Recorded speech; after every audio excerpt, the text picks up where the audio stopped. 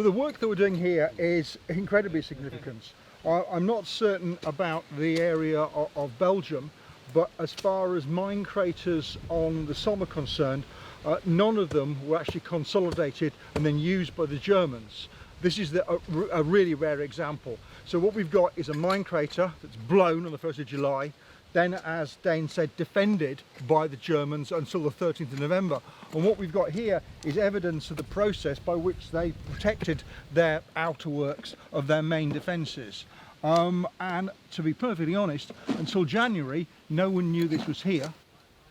So where Colin is now for sandbagging, what we've cleared so far is just the sort of soil off the top, the wash basically. Exposed the actual back of what is an observation bay or firing bay, whichever. And now what we're doing is chasing the chalk upcast of the crater itself, because we think that you come off the fire bay into a smaller trench system.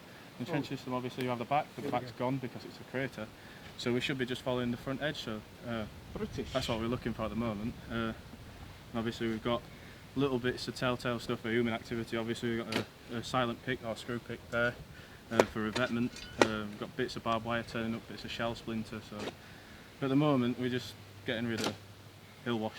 With agricultural wire, the barbs are 6 inches apart.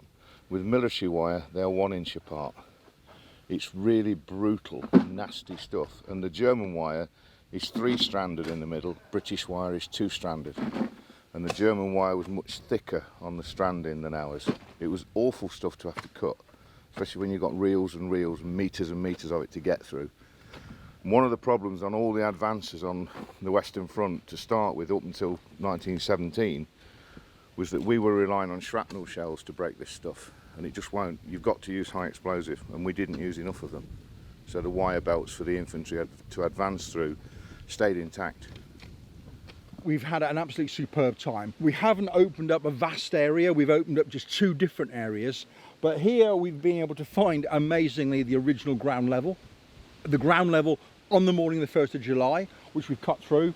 We're also able to see basically all the upcast and the way that the Germans have reinforced this area.